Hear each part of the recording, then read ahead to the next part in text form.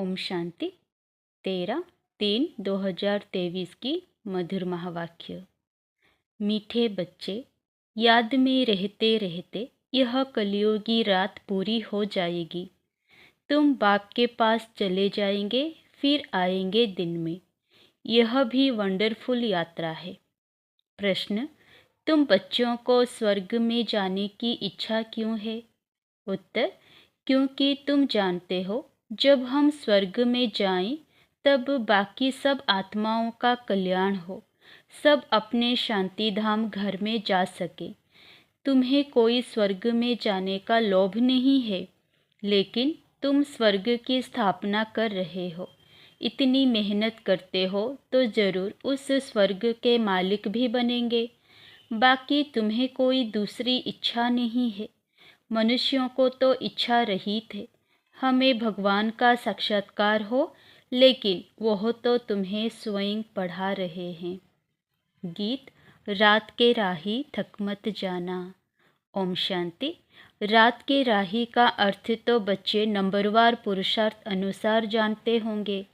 अगर बच्चों का स्वदर्शन चक्र फिरता रहता है, स्मृति में रहते हैं, तो वह समझ सकेंगे कि बरोबर हम दिन अर्थात स्वर्ग के कितने नज़दीक पहुँचे हैं। बच्चों को समझाया है, यह बेहद का दिन और रात है। ब्रह्मा की बेहद की रात कहा जाता है। शास्त्रों में कितना अच्छा नाम लिखा हुआ है। ऐसे नहीं कहा जाएगा कि लक्ष्मी नारायण की भी रात होगी। नहीं, ब्रह्मा का दिन, ब्रह्मा की रात कहा जाता है। लक्ष्मी नारायण तो वहाँ राज्य करते थे, फिर जरूर सृष्टि चक्र को फिरना है। लक्ष्मी नारायण का राज्य फिर सतयुग में आना है। सतयुग के बाद त्रेता, द्वापर, कलयुग जरूर आना है। तो जरूर सतयुग में फिर वही राजा होना चाहिए। यह ज्ञान सिर्फ शिव बाबा ही ब्रह्मा द्वारा तुम बच्चों को देते हैं, इसलिए तुमको ही यह सृष्टि चक्र का ज्ञान है, देवताओं को नहीं है।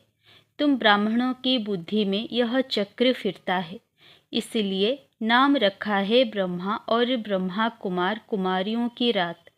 अभी तुम चल रहे हो दिन तरफ। सतयुग को दिन, कलयुग को रात कहा जाता है। तुम बच्चे जानते हो, हमारी यह यात्रा कलयुग के अंत और सतयुग आदि के संगम पर ही होती है।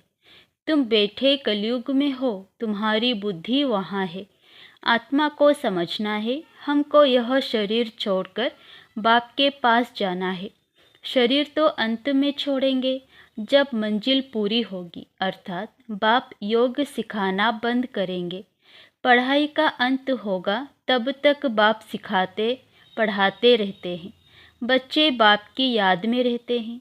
ऐसे याद में रहते रहते रात पूरी हो जाएगी और तुम बाप के पास चले जाएंगे।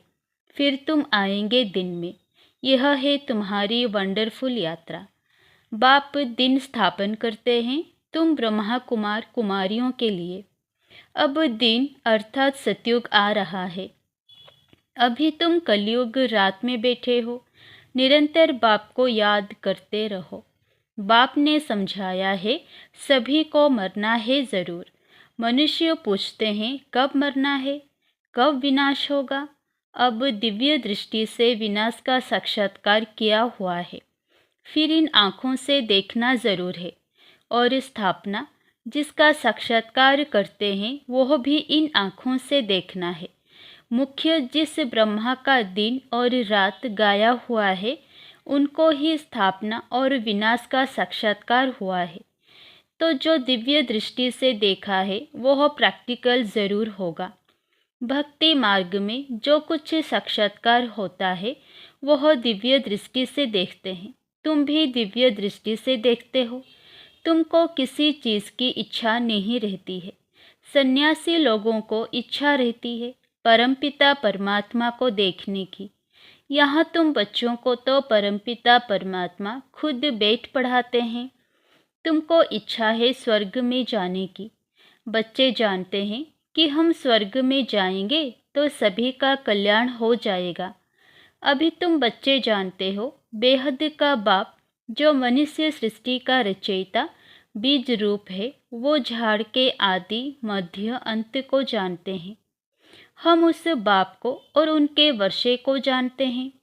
जैसे वह झाड़ होते हैं, जानते हैं यह आम का झाड़ है। बीज बोने से पहले 2-4 पत्ते निकलते हैं, फिर झाड़ बड़ा होता जाता है, तो वह है जड़ बीज।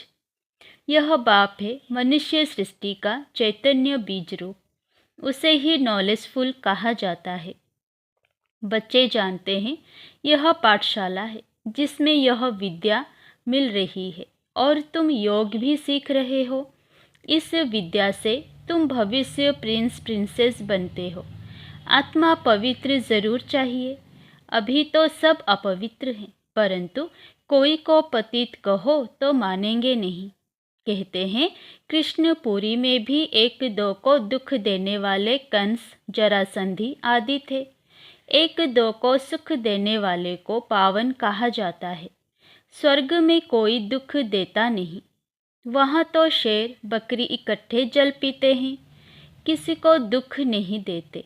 परंतु यह बातें कोई समझते थोड़े ही हैं। जो शास्त्र पढ़े हैं वही बातें बुद्धि में आ जाती है। देवताओं के पुजारी अपने को खुद ही चमाट मारते हैं। हिंदुओं ने आपे ही अपने को चमाट मारी है। अपने देवताओं की बेठ निंदा की है। क्राइस्ट, बुद्ध आदि की कितनी महिमा करते हैं, देवताओं की बेठ निंदा करते हैं। यह धर्म की ग्लानि हुई ना। गीता में भी कहते हैं यदा यदा ही धर्मस्य। नाम भी भारत का है। भारत ही भ्रष्ट और श्रेष्ठ बनता है। श्रेष्ठ थे लक्ष्मी नारायण। भ्रष्ट मनुष्य श्रेष्ठ को माथा टेकते हैं। सन्यासी भी पवित्र रहते हैं, परंतु भगवान को जानते नहीं। अपने को ही भगवान कह देते हैं। बाकी दूसरे जो भी गुरु आदि हैं पतित हैं, विकार में भी जाते हैं। पतित कहा जाता है विकारी को। वह पावन को नमस्कार करते हैं। सन्यासियों को गुरु करते हैं तो भी इसलिए कि हमको आप समान पावन बनाएं। आजकल सन्यासी तो कोई मुश्किल बनते हैं। फिर गृहस्थी को गुरु करने से क्या प्राप्ति होगी, जबकि वे खुद ही पतित हैं। परंतु नई आत्माएं आती है तो उन्हों की कुछ महिमा निकलती है। किसको पुत्र मिला, किसको धन मिला तो खुश हो जाते हैं। फिर 1-2 को देख सब गुरु करते रहेंगे। वास्तव में गुरु किया जाता है सद्गति के लिए। वह जरूर 5 विकारों का संन्यास किया हुआ पवित्र चाहिए। बाकी गृहस्थी व्यवहार करने से क्या फायदा। बड़े बड़े गृहस्थी गुरु हैं जिनके हजारों फॉलोअर्स से। कोई एक ने गुरु किया तो वह गद्दी चली आती है। शिष्य लोग उनके पांव धोकर पीते हैं। इसको अंधश्रद्धा कहा जाता है। मनुष्य भल गाते हैं कि हे भगवान अंधों की लाठी तू, परंतु इसका अर्थ भी नहीं समझते। अंधा बुद्धिहीन बनाती है माया रावण। सब पत्थर बुद्धि बन जाते हैं। इसलिए बाप कहते हैं यह जो भी शास्त्र आदि हैं इन सब का सार मैं आकर सुनाता हूँ। नारद का मिसाल देते हैं। उनको कहा तुम अपनी शक्ल तो देखो, लक्ष्मी को वरने लायक हो। लक्ष्मी तो स्वर्ग में होगी। अभी तुम जानते हो हमें पुरुषार्थ कर भविष्य लक्ष्मी को व नारायण को वरना है। तो यह भी यहाँ की बात है। शक्ल मनुष्य की है, सीरत बंदर की है। बाप कहते हैं अपनी शक्ल तो देखो। मनुष्य तुमको कहेंगे तुम स्वर्ग का मालिक बनने का भी लोभ रखते हो ना। उनको समझाना है अरे हम तो सारी सृष्टि को स्वर्ग बनाते हैं। इतनी मेहनत करते हैं तो ज़रूर मालिक भी हमको बनना पड़ेगा ना। कोई तो राज्य करेंगे ना। बाबा ने समझाया है नंबर 1 है काम महाशत्रु, जो मनुष्य को आदि मध्य अंत दुख देता है। यह आधा कल्प का कड़ा दुश्मन है। भल ड्रामा में सुख और दुख है, परंतु दुख में ले जाने वाला भी तो है। वह है रावण। आधा कल्प रावण राज्य चलता है। यह बातें तुम बच्चे ही जानते हो, तुम्हारे में भी नंबरवार हैं। अब देखो, कहते हैं कैलाश पर्वत पर शंकर पार्वती रहते हैं।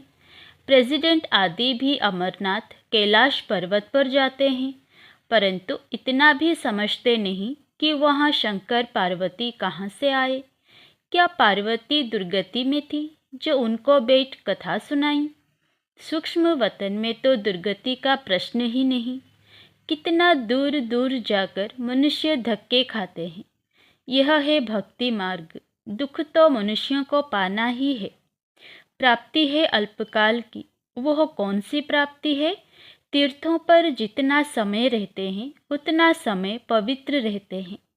कोई तो शराब बिगर रह नहीं सकते, तो छिपाकर भी शराब की बोतल ले जाते हैं। फिर वह कोई तीर्थ थोड़े ही हुआ। वहाँ भी कितना गंद लगा पड़ा है, बात मत पूछो। विकारी मनुष्यों को विकार भी वहाँ मिलता है। मनुष्यों को ज्ञान नहीं है तो समझते हैं भक्ति अच्छी है, उनसे ही भगवान मिलेगा। आधा कल्प भक्ति के धक्के खाने पड़ते हैं। आधा कल्प के बाद जब भक्ति पूरी होती है तो फिर भगवान आते हैं। बाबा को तरस पड़ता है। ऐसे नहीं कि भक्ति से भगवान को पाते हैं। ऐसा होता तो फिर भगवान को पुकारते क्यों, याद क्यों करते? भगवान कब मिलता है यह समझते नहीं है। भक्ति से श्री कृष्ण का साक्षात्कार हुआ तो बस समझते उनको भगवान मिल गया, वैकुंठवासी हुआ। श्री कृष्ण का दर्शन हुआ, बस चला गया श्री कृष्ण पुरी। परंतु जाता कोई नहीं। तो भक्ति मार्ग में अंधश्रद्धा बहुत है। तुम बच्चे अभी समझ गए हो। बाप साधारण तन में आते हैं तब तो गाली खाते हैं, नहीं तो भला किस तन में आए? श्री कृष्ण के तन में तो गाली खा ना सके। परंतु श्री कृष्ण पतित दुनिया में पावन बनाने आए, यह हो नहीं सकता। श्री कृष्ण को पतित पावन कहते भी नहीं है। मनुष्य यह भी समझते नहीं कि पतित पावन कौन है, कैसे आते हैं। इसीलिए कोई को भी विश्वास नहीं बैठता है। शास्त्रों में तो है नहीं कि कैसे ब्रह्मा तन में आते हैं। कहते भी हैं ब्रह्मा मुख द्वारा सूर्यवंशी चंद्रवंशी धर्म की स्थापना होती है। फिर भूल जाते हैं कि कब होती, कैसे होती। प्रजापिता ब्रह्मा तो जरूर यहाँ कल्प के संगम पर होना चाहिए, तब तो ब्राह्मणों की नई सृष्टि रची जाए। मनुष्य बहुत मुंझे हुए हैं, उनको रास्ता बताना है। बाप कितनी भारी सर्विस आकर करते हैं। तुम समझते हो हम 5 विकारों से एकदम बंदर से भी बदतर हो गए हैं। हम 100 देवता थे, फिर एकदम क्या बन गए? ऐसों को फिर बाप कितना ऊंच आकर बनाते हैं, तो बाप को कितना लव करना चाहिए। यह बाप सुनाते हैं या दादा सुनाते हैं, यह भी कितने बच्चों को पता नहीं लगता। बाप कहते हैं विचार करो, मैं सदैव रथ पर हाजिर रह सकता हूँ? यह तो हो नहीं सकता। मैं तो आता ही हूँ सर्विस पर। बाबा के पास समाचार आया था। कोई ने पूछा क्या मनुष्य किसको सुख दे सकते हैं? यह मनुष्य के हाथ में है। तो एक ने कहा कि नहीं, ईश्वर ही है जो मनुष्य को सुख दे सकता है। मनुष्य के हाथ में कुछ भी नहीं है। तो कोई बच्चे ने फिर समझाया है कि मनुष्य ही सुख देता है, मनुष्य ही सब कुछ करता है, ईश्वर के हाथ में कुछ नहीं है। अरे तुम थोड़े ही कुछ देते हो, ईश्वर के हाथ में ही तो है ना। समझाना चाहिए, श्रीमत पर चलना है। परमपिता की श्रीमत बिगर कोई सुख दे ना सके। अपनी बड़ाई नहीं करनी चाहिए। हम श्रीमत पर सारे सृष्टि को स्वर्ग बनाते हैं। तो देखो कितनी भारी भूल बच्चों की होती है। वह कहते ईश्वर के हाथ में है, बीके कहते कि मनुष्य के हाथ में है। वास्तव में है तो बाप के ही हाथ में। श्रीमत बिगर कुछ कर नहीं सकते। मनुष्य बिल्कुल वर्थ नोटे पेनी बन जाते हैं। बाप कहते हैं रावण मनुष्य को पत्थर बुद्धि बना देते हैं। मैं आकर तुमको पारस बुद्धि बनाता हूँ। महिमा सारी बाप की करनी है। हम श्रीमत पर चल रहे हैं। ईश्वर बिगर मनुष्य को कोई श्रेष्ठ बना नहीं सकता। अच्छा, ब्रह्मामुख वंशावली ब्राह्मण कुलभूषण स्वदर्शन चक्रधारी मीठे मीठे सिकिलधे बच्चों प्रति मात पिता बाप दादा का याद प्यार और गुड मॉर्निंग। रूहानी बाप की रूहानी बच्चों को नमस्ते। धारणा के लिए मुख्य सार 1 नंबर। बाप जो इतनी सर्विस करते हैं, हमें इतना ऊंच देवता बनाते हैं, ऐसे बाप से दिल का सच्चा लव रखना है। देवता समान सबको सुख देना है। नंबर 2, एक बाप की सदा महिमा करनी है, अपनी बड़ाई नहीं दिखानी है।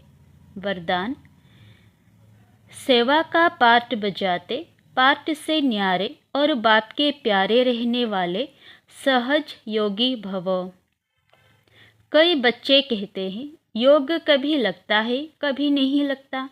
इसका कारण है न्यारेपन की कमी। न्यारे ना होने के कारण प्यार का अनुभव नहीं होता, और जहाँ प्यार नहीं वहाँ याद नहीं। जितना ज़्यादा प्यार उतनी सहज याद। इसीलिए संबंध के आधार पर पार्ट नहीं बजाओ, सेवा के संबंध से पार्ट बजाओ तो न्यारे रहेंगे। कमल पुष्प समान पुरानी दुनिया के वातावरण से न्यारे और बाप के प्यारे बनो तो सहज योगी बन जाएंगे। स्लोगन, ज्ञानी वो है जो कारण शब्द को मर्ज कर हर बात का निवारण कर दे। अच्छा, ओम शांति।